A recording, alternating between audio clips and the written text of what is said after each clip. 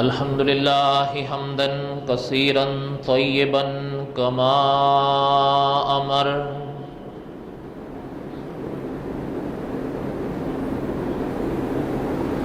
ونشهد أن لا إله إلا الله وحده لا شريك له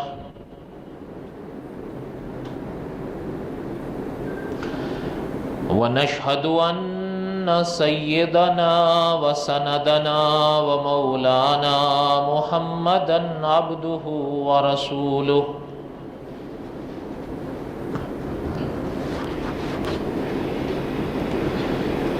أما بعد أعوذ بالله من الشيطان الرجيم بسم الله الرحمن الرحيم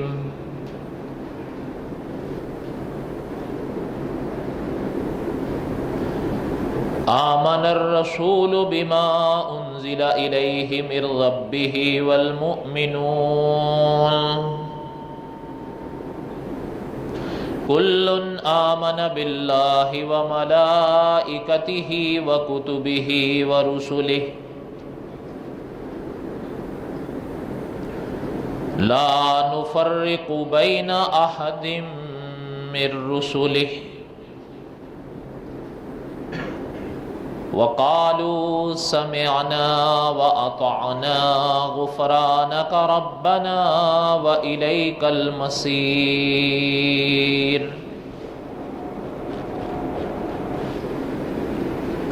صدق الله العظيم وبلغنا رسوله النبي الكريم ونحن على ذلك لمن الشاهدين والشاكرين والحمد لله رب العالمين اللهم صل على محمد وعلى آل محمد كما صليت على إبراهيم وعلى آل إبراهيم إنك حميد مجيد اللهم بارك على محمد وعلى آل محمد كما باركت على إبراهيم وعلى آل إبراهيم إنك حميد مجيد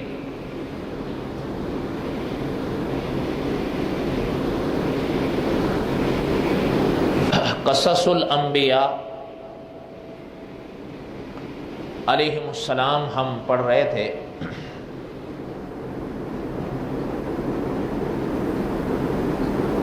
اور قصص الانبیاء کی پہلی کڑی حضرت آدم علیہ السلام کے واقعات ہم نے شروع کیے،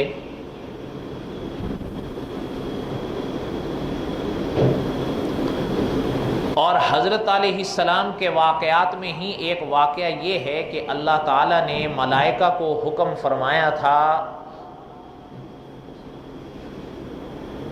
حضرت آدم کو سجدہ کرنے کے لیے، ملائکہ نے تعمیل فرمائی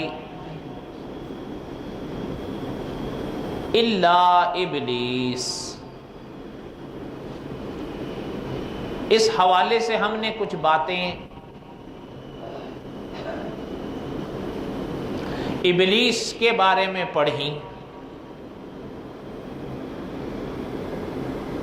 جس کے بارے میں اللہ تعالیٰ نے خود قرآن پاک میں ارشاد فرمایا ہے کہ وہ ہمارا کھلا دشمن ہے، اِنَّهُ لَكُمْ عَدُوٌّ مُّبِينٌ۔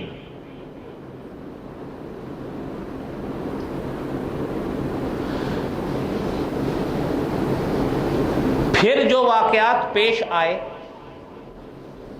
کہ اس نے سجدہ نہ کرنے کا جو کارن بتایا، اور پھر اللہ تعالیٰ نے اپنے دربار سے اس کو نکلنے کا حکم فرمایا اور قیامت تک اس کو لعنتی قرار دیا۔ چلتے چلتے اس نے اللہ تعالیٰ سے دعا مانگی، تو علماء مفسرین لکھتے ہیں کہ اللہ تعالیٰ نے اس کی دعا کو اس طرح قبول فرمایا کہ اس کو مہلت تو دی یہ اگلی بات ہے کہ وہاں تک نہیں دی جہاں تک اس نے مانگی تھی، الی یوم یبعثون تک نہیں دی، الی یوم الوقت المعلوم تک دی ہے۔ الی یوم یبعثون، الی یوم الوقت المعلوم، ان دونوں میں کہاں سے کہاں تک کا فرق ہے، اس کی وضاحت گزشتہ جمعے کو میں نے عرض کر دی تھی۔ لیکن بہرحال مہلت اس کو دی گئی، جہاں تک اس نے مانگی تھی وہاں تک نہیں، جہاں تک اللہ کو منظور تھی اللہ نے دی، اور پھر مہلت کے ساتھ ساتھ اس کو کچھ استدراجی طاقتیں دی گئیں، ہمارے لیے آپ کے لیے وہ امتحان ہے۔ ایک اندر ہے، اس کو کہتے ہیں نفس، اور ایک یہ باہر ہے، اس کو کہتے ہیں شیطان، ابلیس۔ اندر سے ایک ہوک اٹھتی ہے کہ یہ کروں، باہر سے یہ کہتا ہے کروں، پھر اندر سے ایک خیال آتا ہے کہ یار یہ غلط ہے، پھر یہ کہتا ہے توبہ کر لیں۔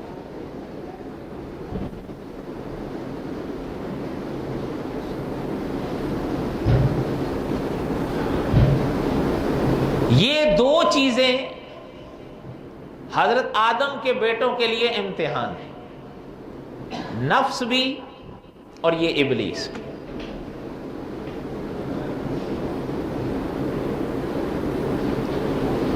اب جب اس کو مہلت دے دی گئی، علماء مفسرین لکھتے ہیں کہ اللہ کے دربار میں ہی کھڑے کھڑے اللہ کو مخاطب کر کے کہتا ہے کہ اللہ آپ کی عزت کی قسم ہے، یہ جن کی وجہ سے میرے پر یہ حالات آئے ہیں نا، پھر میں ان سے، ان کے دل سے ان کی روح جدا ہونے تک نکلوں گا نہیں، چاروں طرف سے ان کو گھیروں گا، غلط کام ان کو بڑے مزین کر کے دکھاؤں گا۔ ایک عقیدہ غلط ہوگا لیکن اس کو صحیح مانے گا، عمل غلط ہوگا لیکن اس کو بڑا اچھا سمجھے گا۔ اچھا، ایک انسان ایک شے کو غلط تسلیم کر رہا ہو، اس سے توبہ کی توقع ہوتی ہے کہ اندر ایک کسک بیٹھی ہوتی ہے جو اس کو کوستی ہے کہ بھئی تم غلط کر رہے ہو، آج نہیں تو کل، کل نہیں تو پرسوں امید ہے کہ یہ کسی وقت لوٹ آئے گا۔ لیکن ایک انسان ایک شے کو ہو غلط اور اس کو اچھا سمجھ رہا ہو، صحیح تو پچھلا درجہ رہ گیا نا، اس کو اچھا سمجھ رہا ہو، اب وہ توبہ کس چیز سے کرے گا؟ اس لیے علماء نے اپنا تجربہ لکھا ہے کہ بدعتی کے لیے توبہ بڑی مشکل ہے، بلکہ شاید قریب با ناممکن، الا ماشاء اللہ کہ کوئی خوش قسمت لوٹ آئے، ورنہ اس لیے کہ بدعتی جو کام کر رہا ہے وہ اس کو ثواب سمجھ کے کر رہا ہے، تو وہ توبہ کس سے کرے گا؟ خدا نہ کرے اگر ہم کسی گناہ میں مبتلا ہو جائیں تو ہم ایک غلط شے کو غلط سمجھ رہے ہیں اور اس میں مبتلا ہو جائیں، امید ہے کہ آج نہیں تو کل توبہ کر لیں، کہ اندر کسب تو ہے، لیکن ایک شے غلط ہے، ہم اس کو ثواب سمجھ کے، صحیح تو پچھلا درس ثواب سمجھ کے کر رہے ہوں، تو پھر توبہ ثواب سے تو نہیں کی جاتی۔ اس لیے ہم نے سینکڑوں ایسے لوگ دیکھے ساری زندگیاں انہوں نے بدعات میں گزار دی، ہاں صوم و صلات کے پابند رہے، یہ اپنی جگہ ہے، لیکن باوجود اس کے بدعتوں سے ان کو توبہ نصیب نہیں۔ کیوں؟ اس لیے کہ وہ بدعتوں کو ثواب سمجھ کے کرتے رہے، توبہ کس چیز سے کرتے ہو؟ اور یہ بہت بڑا روگ ہے، کسی غلط کام کو جائز یا صحیح سمجھ کے کرنا، یہ مصیبت ہے۔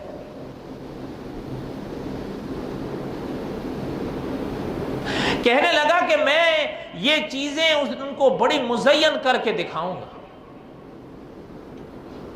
چو مکھی جنگ حضرت آدم کے بیٹوں کو پیش آئی، اسے چو مکھی جنگ، ادھر سے ادھر سے ادھر سے ادھر سے، کہ جو اس نے اپنے بس میں سمجھا وہ ہمارے ساتھ کر۔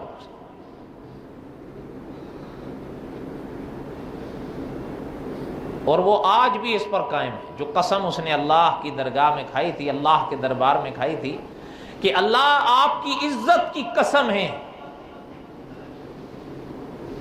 میں چھوڑوں گا نہیں ان کو۔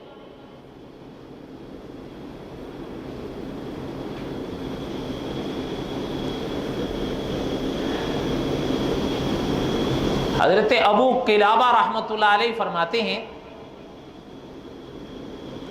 شیخ الاسلام والمسلمین مفتی اعظم محمد تقی عثمانی صاحب دامت برکاتہم فرماتے ہیں، یہ حضرت ابو قلابہ رحمۃ اللہ علیہ یہ تابعی تھے۔ آگے انہوں نے یہ واقعہ بیان فرمایا اپنے فرمان، اپنے مقولے کے طور پر، لیکن مفتی محمد تقی عثمانی صاحب نے بڑی عجیب وضاحت فرمائی کہ یہ ہے حدیث۔ حضرت ابو قلابہ رحمۃ اللہ علیہ نے اس کو اپنے مقولے کے طور پر بیان فرمایا، وہ ان کی احتیاط تھی، اس لیے کہ آگے جو واقعہ آ رہا ہے حضرت فرماتے ہیں وہ کبھی انسان اپنی عقل سے بیان نہیں کر سکتا جب تک وحی رہنمائی نہ کرے، جب تک نبوت رہنمائی نہ کرے۔ ہاں اس کو آپ صلی اللہ علیہ وسلم کی طرف منسوب نہیں فرمایا، یہ حضرت کی احتیاط تھی کہ کہیں کوئی جملہ گھٹ یا بڑھ نہ جائے اور منسوب کر دوں میں آپ صلی اللہ علیہ وسلم کی طرف، تو ایسا نہ ہو کہ قیامت کے دن پکڑ۔ بڑوں کی باتیں بڑی ہوتی ہیں نا، یہ ان حضرات کی احتیاط تھی۔ اور ہمارے لیے بھی اس میں سبق ہے کہ آج ہم جس دور سے گزر رہے ہیں، کوئی چیز اگر نیٹ کی دنیا پہ ڈال دی جائے یا لکھ دی جائے اور اس کی نسبت آپ صلی اللہ علیہ وسلم کی طرف کر دی جائے، تو کرنے والا اور سننے والا اس طرف اس کا ذہن ہی نہیں جاتا شاید کہ پتہ نہیں یار میں کہیں علماء سے پوچھ بھی لوں کہ اس کا کوئی ثبوت بھی ہے کہ نہیں۔ وہ نیچے قطار لگی ہوگی، ماشاءاللہ، نعرہ تکبیر، صدقے یا رسول اللہ،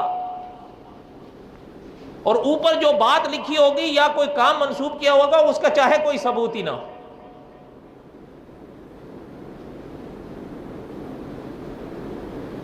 ایک آدھ نے کچھ اس طرح کا گل چھرا اڑایا تھا، اس سے میں نے پوچھا، میں نے کہا اس کا ذرا ثبوت بتاؤ، یہ کہاں لکھا ہوا ہے؟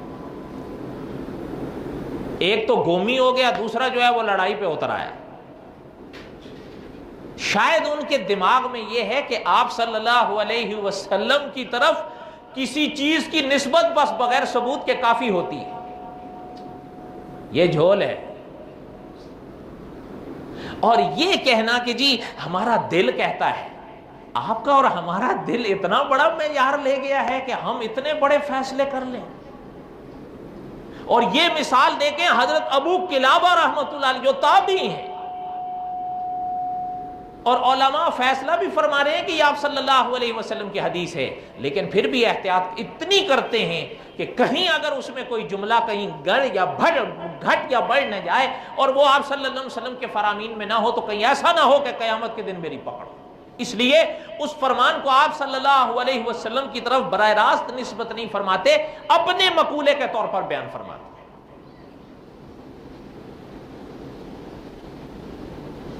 بات سمجھ آ رہی ہے؟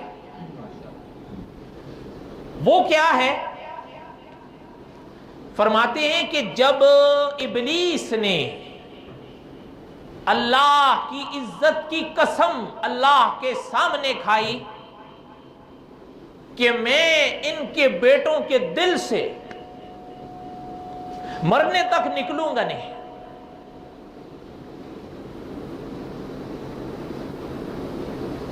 ان کو ورغلاؤں گا۔ اور اس کی ایک آدھ مختصر سی مثال میں نے گزشتہ جمعہ میں بھی عرض کی تھی کہ مرنے تک وہ حضرت آدم کے بیٹوں کا پیچھا نہیں چھوڑتا۔ لیکن حضرت ابو قلابہ رحمۃ اللہ علیہ فرماتے ہیں، اور یہ آپ کے لیے اور ہمارے لیے بھی دعوت فکر ہے، کہ آسا یعنی دربار بھی تو وہ اللہ کا تھا نا،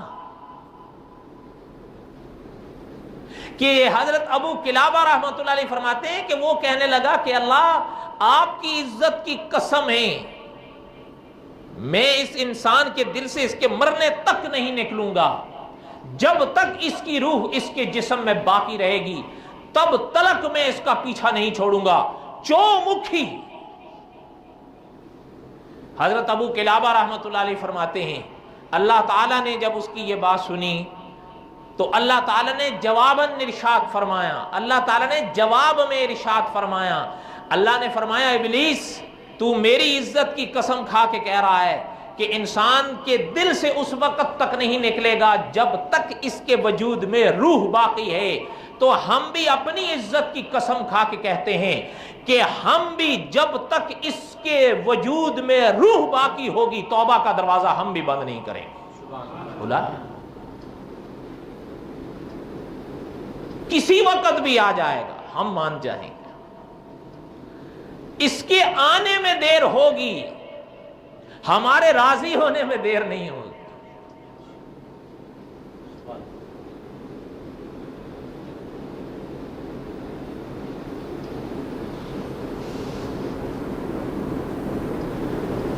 اگلی بات سننے سے پہلے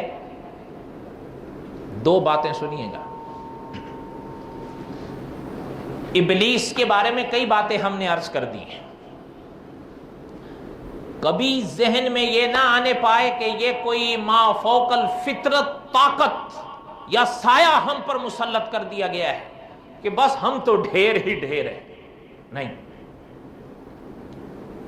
وہ ہے، وہ ہم سے جنگ بھی لڑ رہا ہے، لیکن مقابلہ آپ نے ہم نے کرنا ہے، کبھی مقابلہ کریں گے کبھی گریں گے، کبھی اٹھیں گے کبھی گریں گے، یہ سب چلے گا، لیکن یاد رکھیے گا حضرت ابو قلابہ رحمۃ اللہ علیہ نے جو یہ حدیث سنائی ہے اس کو اپنے پلے باندھ لو کہ علماء فرماتے ہیں اگر مقابلہ کر لیا تو اللہ کا شکر ادا کر لینا کہ لا حول ولا قوت الا باللہ، اور اگر گر گئے کسی موقع پر تو توبہ کر لینا، اس لیے کہ اللہ کا وعدہ اور قسم ہے کہ اللہ بخش دے۔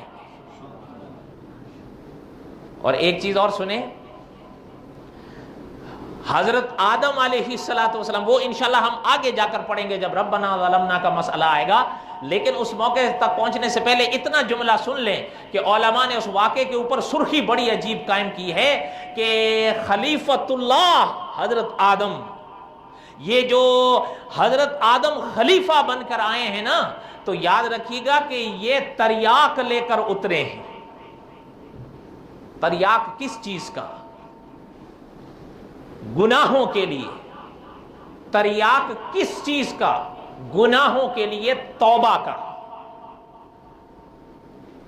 کس چیز کا تریاق لائے ہیں؟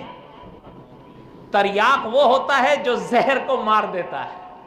کہیں سے اگر خدا نہ کرے انسان کے وجود میں زہر آ گیا، تریاق اس کو ختم کر دیتا ہے۔ آپ ذرا غور کریے گا، یاد ہوگا میں نے ابتدائی کسی دروس میں بتایا تھا کہ ابلیس کا دوسرا معنی یہی ہے کہ جو مایوس ہو چلا ہے۔ جب اس کے معنی نام کا معنی یہی ہے کہ وہ خود مایوس ہے، وہی آپ میں اور ہم میں مایوسیاں پیدا کرتا ہے۔ اتنے گناہ کر لیے ہیں، گناہوں کے انبار لوگ ہیں، اب کیا توبہ کرو گے، اب کیسے توبہ کرو گے؟ علماء فرماتے ہیں یہ سارے وسوسے اسی کی طرف سے آتے ہیں، ورنہ حضرت آدم تو یہ سبق لے کر آئے ہیں کہ اگر کبھی انسان چلتے ہوئے ٹھوکر کھا جائے تو پھر مایوس ہونے کی ضرورت کوئی نہیں ہے۔ اگر اللہ نے شیطان کے ذریعے آپ کی اور ہماری آزمائش ڈالی ہے تو توبہ کا دروازہ بھی اللہ ہی نے کھول رکھا ہے، معافی مانگ لیں، اس پہ ڈھیٹ نہ ہو، اللہ تعالیٰ سے بخشش مانگ۔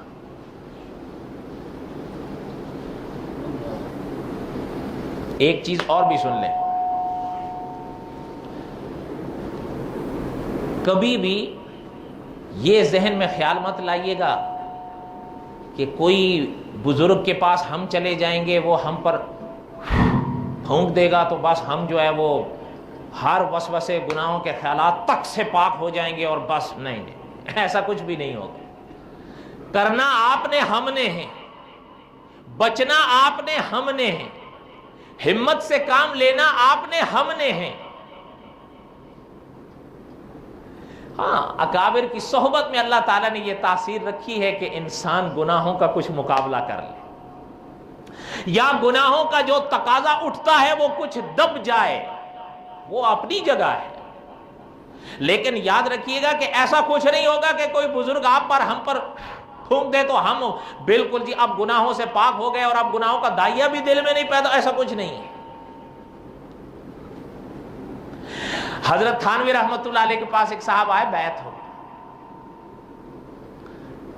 تو مجلس میں بیٹھے رہے۔ مجلس جب برخاست ہونے چلی تو اٹھتے وقت حضرت سے کہنے لگا، حضرت کچھ اپنے سینے سے میرے طرف منتقل کر دیجیے اور پھر اجازت دیجیے۔ حضرت نے فرمایا سینے سے کیا دوں، یہاں تو سے بلغم ہے، چاہیے تو لے لو، یہاں اور کیا ہے۔ اس کے ذہن میں بھی یہی تھا کہ شاید حضرت کوئی پھونک شونک مار دیں گے، کوئی نور ادھر سے ادھر منتقل ہوگا۔ حضرت نے فرمایا ایسا ویسا کچھ نہیں ہوگا، کرنا تم نے خود ہی ہے۔ کئی لوگ آتے ہیں کہ جی ہمیں دم ڈال دو فجر کی نماز کے لیے ہم اٹھ جائیں۔ یار ایسا دم ہمارے پاس ہو تو ہم رات کو ہی ڈال کے سو جایا کریں۔ بجز ہمت کے ان مرحلوں پر کوئی تعویذ کارگر نہیں ہوگا۔ وہ ہمت کا تعویذ جو اللہ نے آپ کو بخشا ہے اس سے کام لو۔ فجر کے وقت حضرت جبرائیل امین علیہ السلام نہیں آئیں گے آپ کو اٹھانے کے لیے کہ اٹھو، آپ نے خود یہ احساس کرنا ہے کہ ہم نے اٹھنا ہے۔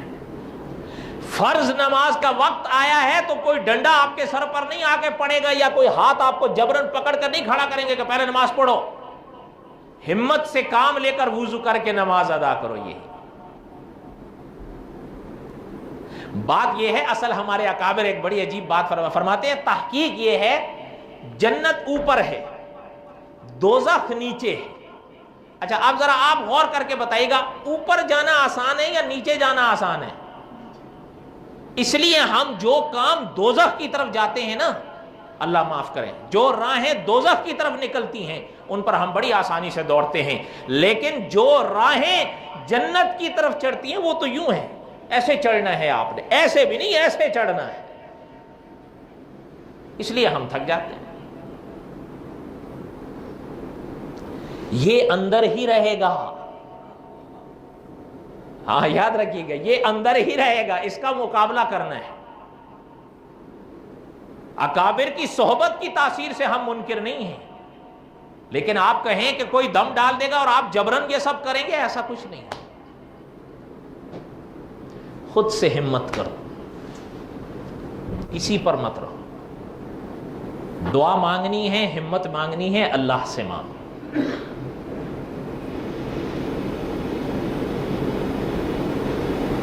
کوئی ایسا دم آپ کو نہیں ملے گا کہ جو مولوی صاحب آپ کو دے دیں اور گرمیوں کے روزے میں آپ کو پیاس نہ لگے، ایسا نہیں ہوگا۔ آپ نے مقابلہ کرنا ہے۔ ہمت ہارنے لگو تو اللہ سے مانگ لیا کرو، یہ اندر ہی رہے گا۔ کسی بزرگ کی صحبت سے جس کو نفس کہتے ہیں، یہ دب جائے الگ بات ہے، مٹ جائے ایسا نہیں ہو۔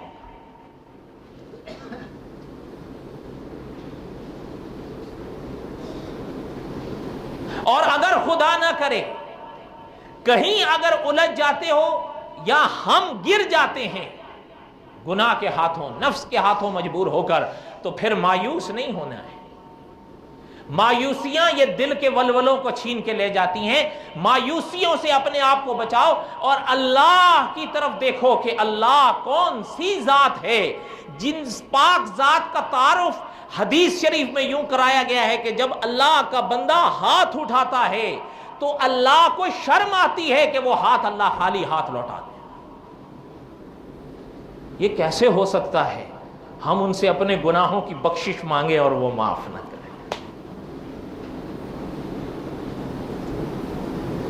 بلکہ آپ تو شاید حیران ہوں گے، یا سنا ہوگا آپ نے یقیناً،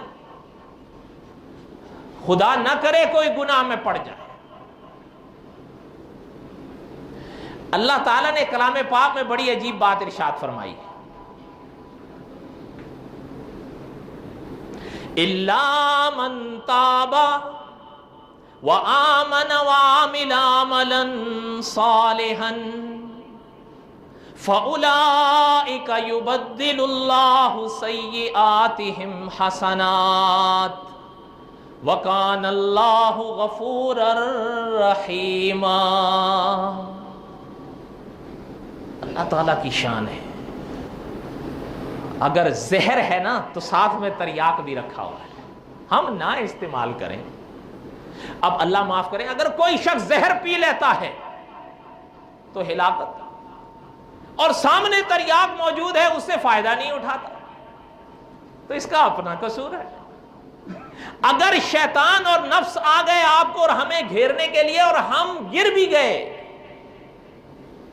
تو اگر یہ زہر موجود تھا تو اس کا تریاک بھی تو موجود ہے۔ الا من تاب، جو توبہ کرتے ہیں، وآمن، ایمان لاتے ہیں، وعمل عملا صالحا، اور نیک عمل کرتے ہیں، فاولئک، اللہ نے فرمایا یہی ہیں وہ لوگ، یبدل اللہ، بدل دیتے ہیں اللہ، سیئاتہم حسنات، ان کی سیئات کو حسنات سے۔ سیئات کس کو کہتے ہیں؟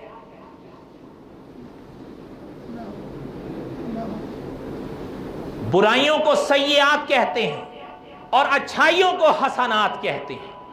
آپ اور ہم گناہوں سے اپنے نامہ اعمال کو سیاہ کر دیں الگ بات ہے، لیکن اللہ فرما رہے ہیں الا من تاب وآمن وعمل عملا صالحا فاولئک یبدل اللہ سیئاتہم حسنات، جو توبہ کرتے ہیں ہم ان کی سیئات کو حسنات سے بدل دیتے ہیں۔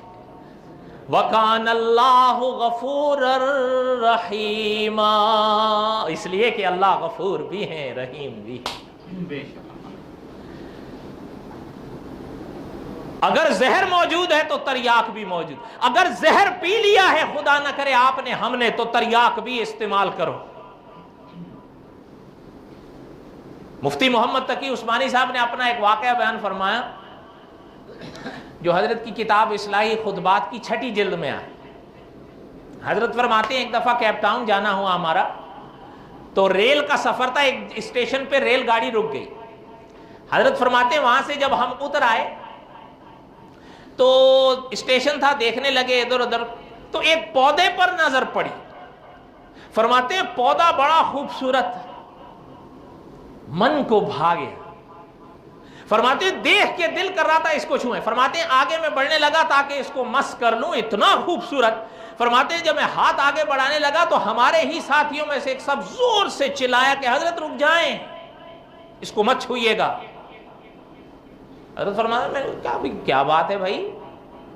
کہنے لگا حضرت مت چھوئیں، یہ اوپر سے جتنا رنگیلا ہے اندر سے اتنا ہی زہریلا ہے، اس کو صرف چھونے سے انسان کے وجود میں ایسے ٹھسیں اور ٹسیں اٹھتی ہیں جیسے بچھو کے ڈس سے اٹھتی ہیں۔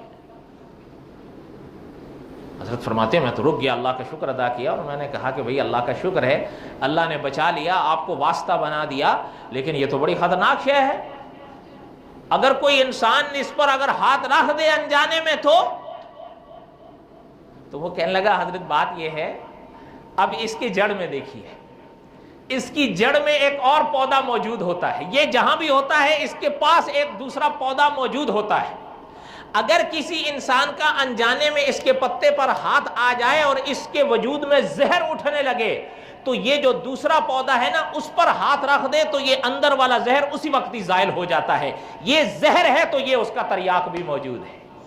مفتی تقی عثمانی صاحب نے یہ واقعہ بیان فرما کے اس کی شرح میں فرمایا کہ اگر نفس بگڑتا ہے ہمارے حوالے سے اور شیطان بگاڑتا ہے ہمیں اپنے حوالے سے، تو حضرت نے فرمایا اگر وہ زہر موجود ہے تو توبہ کا تریاق بھی موجود ہے۔ اگر آپ اور ہم گناہوں میں پڑھ کر اس زہر کو استعمال کرتے ہیں تو توبہ میں پڑھ کر اس تریاق کو بھی استعمال کریں۔ کرنا چاہیے یا نہیں کرنا چاہیے؟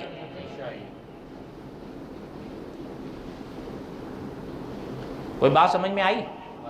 اگر خدا نہ کرے، ہم یہ نہیں کہتے کہ اگر انسان گناہوں میں پڑے، لیکن اگر کہیں آپ اور ہم، حدیث میں بھی فرمایا گیا کہ آپ اور ہم بڑے خطاوار ہیں، بڑے خطاکار ہیں، چھوٹے موٹے بھی نہیں، بڑے، لیکن ساتھ ہی فرمایا ہے کہ بہترین خطا کرنے والے لوگ وہ ہیں جو پھر توبہ بھی بہت کریں۔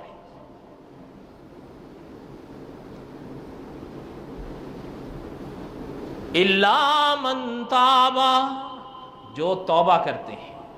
اللہ کو توبہ کرنے والے بندے بہت پسند ہیں، اور کبھی بھی دل میں اس خیال کو اگر آئے کہ یار اتنے بڑے پاپی ہونے کے بعد آپ پھر، سمجھو ہمارے اکابر فرماتے ہیں سمجھو یہ شیطانی وسوسہ ہے۔ آپ کے اور ہمارے گناہ جتنے بھی بڑھ جائیں، مولانا اشرف علی تھانوی رحمۃ اللہ علیہ کے کیا جملے ہیں، یعنی علماء دیوبند کے کیا الفاظ ہیں، فرمایا آپ کے ہمارے گناہ جتنے بھی بڑھ جائیں ایک حد میں hی رہیں گے، لیکن اس اللہ کے مغفرت کی کوئی حد نہیں ہے۔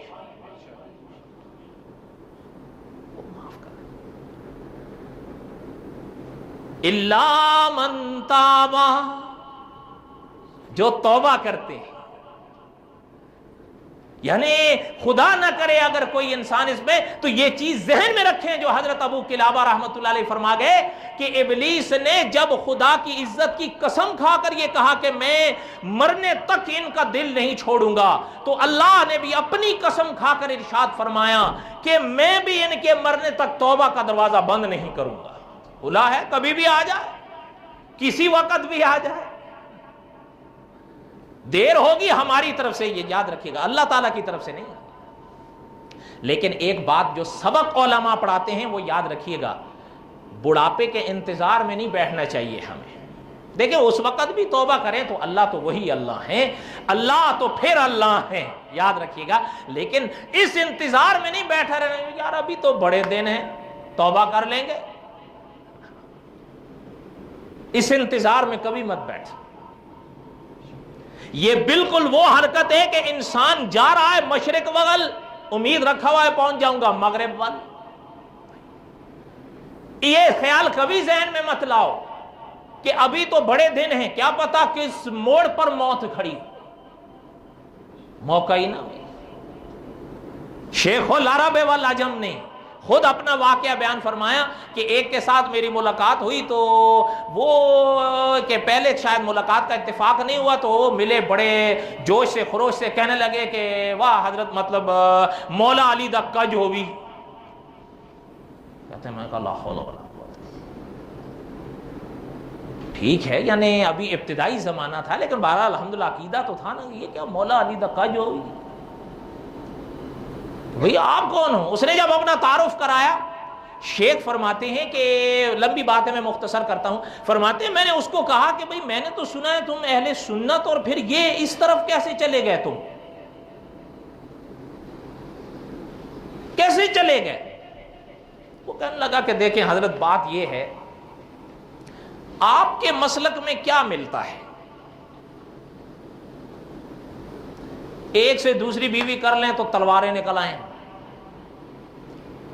داڑھی اگر ذرا سی چھوٹی ہو جائے تو بم آ جائیں، ادھر دیکھو ہم رکھیں نہ رکھیں، مونچھیں بڑھائیں یا داڑھی گھٹائیں، جو مرضی کرے، ایک کے بجائے 8 لے کے بھی رکھیں، ہمیں کیا پرواہ ہے۔ ہاں رہ گیا مسئلہ مسلک کا، وہ میں بھی جانتا ہوں کہ جھوٹا ہے، سن رہے ہو، کہتا ہے جہاں تک مسلک کا تعلق ہے وہ مجھے بھی پتا ہے جھوٹا ہے، خود کہہ رہا۔ حضرت فرماتے ہیں میں نے کہا خدا کا خوف کرو، کہنے لگا جی توبہ کر لیں گے۔ نے فرمایا اگر اس ذات نے توبہ کا موقع ہی نہ دیا تو پھر کیا کرو گے؟ اور ایسا ہی ہوا، ایسا ہی ہوا، موقع ہی نہیں ملا اس کو، اور موت ایسی گاڑی میں بیٹھے بیٹھے ایسے آئی کہ دنیا دنگ رہے. اس لیے کبھی اس انتظار میں مت بیٹھو کہ یار اس سال کیا روزے رکھنے اگلے سال رکھ لیں گے, بڑھاپے میں نہ آنا. پتہ نہیں بڑھاپا نصیب ہو نہ ہو, توبہ نصیب ہو نہ ہو, ابھی موقع ہے, ابھی کر لو. اور یہ سبق کیوں بھولتے ہیں آپ؟ در جوانی توبہ کردن شیوائے پیغمبری. جوانی کے ایام میں خدا کے آگے توبہ کرنا یہ انبیاء کا شیوا ہے. جبکہ انبیاء تو گناہوں سے معصوم عن الخطا ہیں, لیکن انبیاء آپ کو اور ہمیں اسباق تو پڑھاتے ہیں. اور آپ صلی اللہ علیہ وسلم کی طرف آپ دیکھیں کہ آپ صلی اللہ علیہ وسلم کی تو شان یہ ہے کہ علماء دیوبند فرماتے ہیں جب میدان قیامت میں حضرت محمد الرسول اللہ صلی اللہ علیہ وسلم ظاہر ہوں گے تو حضرت آدم بھی کھڑے ہو کر دیکھیں گے اپنے بیٹے کی شان کو. اس کے باوجود حضور فرماتے تھے کہ ہم ایک ایک دن میں 100 بار استغفار کرتے ہیں. کوئی بات سمجھ میں آ رہی ہے؟ دیکھیں تقاریر ہوتی رہتی ہیں, لیکن بات یہ ہے کہ اگر آج صبح کوئی شخص فجر نہیں پڑھا اور آج کا اگر بیان سنا ہے تو اس کے بعد فجر چھوٹنے نہ پائے, اس کو اصلاح کہتے ہیں. اگر آج سے پہلے عصر کی پابندی نہیں کی, یہ بیانات سننے کے بعد عصر کی نماز چھوٹنے نہ پائے, اور خدا نہ کرے اگر رہ جائے تو پھر قضا مت چھوڑو, قضا ضرور کرو. بعض لوگ ایسے ہوتے ہیں جی ہر روز قضا. ہمارے قاری عبداللہ یابی صاحب رحمۃ اللہ علیہ فرماتے تھے کچھ بھی مت کرو, لیکن خدا نہ کرے اگر نماز رہ جائے تو اس کو قضا ضرور کرو, چھوڑو نہیں. کیوں؟ آپ کے ذمے تو نہیں ہٹے گی, آپ کے ذمے رہے گی, یاد رکھیے گا. بلکہ اگلی بات میں آپ سے کہہ دوں, اگر آپ کو موقع ملے اور اپنی یہ پیشانی کعبے کی دیواروں کے ساتھ بھی مار ڈالو, تب بھی اگر کوئی فرض نماز آپ کے ذمے ہے وہ رہے گی جب تلک آپ اس کو قضا نہیں کرو. اور کعبہ کی باہر کی دیوار تو باہر کی رہی, اگر یہ سعادت ملے کہ کعبے کے اندر آپ کو نماز پڑھنے کا موقع مل گیا, تب تک بھی اگر آپ کے ذمے کوئی ماہ رمضان کا ایک روزہ بھی رہتا ہے, جب تک وہ قضا نہیں کرو گے کعبے کے اندر نماز پڑھنے سے بھی وہ روزہ معاف نہیں ہوگا. وہ تبھی ہوگا جب آپ اس کو قضا کرو. ہم نے تو خالہ جی کا گھر بنا رکھا ہے, ٹھیک ہے جی پڑھ لی نہ پڑھی. جیسے مجھے آج صبح ایک دوست فون کر کے کہہ رہے تھے کہ لوگ نماز جمعے کی سنتیں بعد میں چھوڑ دیتے ہیں, کہتے ہیں جی روٹی کھانی ہوتی ہے. اور اللہ کے بندو, اگر ایک دن دیر سے کھا لیے یا ایک دن اگر نہ کھا لیے کیا فرق پڑتا ہے؟ جمعے کی سنتیں فقہائے احناف کے نزدیک 10 رکعت سنتیں یہ مؤکدہ ہیں, چھوڑو گے گناہ ہوگا. 4 رکعت سنت اول جمعہ یہ فرضوں سے پہلے ہیں, یہ بھی مؤکدہ ہیں. اور 4 رکعت سنت اور 2 رکعت سنت بعد جمعہ, یہ 6 رکعت سنتیں یہ مؤکدہ ہیں. یہ نہیں ہے کہ چلو جی روٹی کھانے کے لیے چھوڑ دو. فرشتے یہ جب پوچھیں گے نا نہیں پڑھے تھے تو کیا کہو گے؟ جی روٹی کھانی تھی اس لیے چھوڑا ہے. پھر وہ وہاں جو آپ کو کھلائیں گے نا, پھر یہاں کی روٹی بھول جاؤ گے. اللہ نہ کرے, بس دعا کرو اللہ تعالیٰ بخش دیں. لیکن کوشش تو کرو, ہمت تو کرو. کیوں سنتیں چھوڑتے ہو؟ یہ بھی بڑا عجیب مسئلہ ہے کہ یہ پتہ نہیں کہاں سے سنتوں کی تعریف اپنا لی ہے کہ جی اگر سنتیں پڑھ لی تو ثواب ہوگا, نہیں پڑھیں گے تو گناہ ہوگا. یہ غلط تعریف ہے. کس نے کہا ہے؟ یہ غیر مؤکدہ سنتوں کی تعریف ہے. جب سنت کا لفظ بول رہے ہو تو پھر تو مؤکدہ مراد ہونی چاہیے, اور مؤکدہ سنتوں میں کوئی اختیار نہیں ہے. سمجھ آ رہی ہے بات یا نہیں آ رہی ہے؟ تراویح کا کیا خیال ہے؟ یہ تو اللہ نے موقع دیا تو میں شاید آگے چل کے ماہ رمضان میں عرض کروں گا.